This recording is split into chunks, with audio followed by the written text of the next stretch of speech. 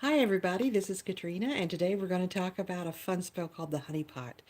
You can make a honey pot or you can make a vinegar jar, and they are going to do exactly the opposite things from one another.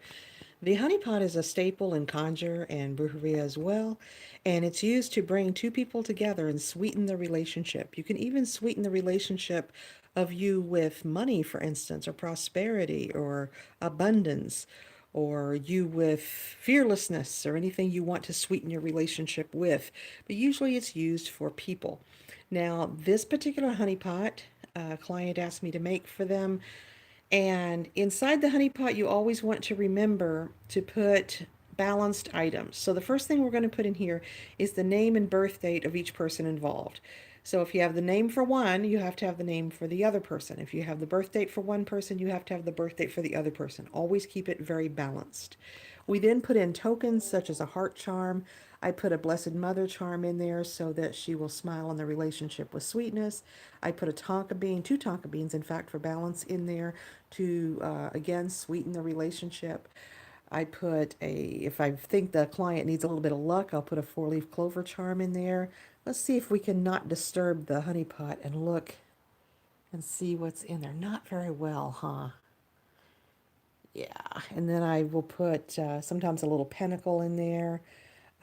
Anything that I feel like adds magic to that particular situation of what that person needs and wants to have happen in their lives.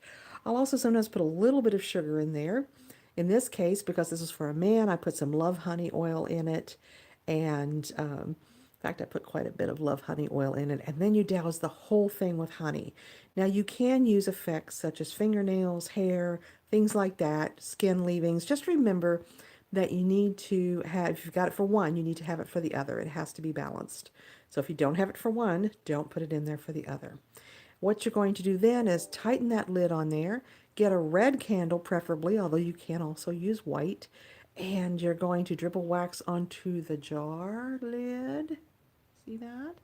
And then you're going to pop that candle right down there. Hold it while you're praying over the spell work, absolutely infusing yourself with the desire for this to come about, and then light that sucker up. And that is a honey pot. For a vinegar jar, you do exactly the same thing that I just described, but instead of the tonka bean and instead of anything sweet, you would use vinegar.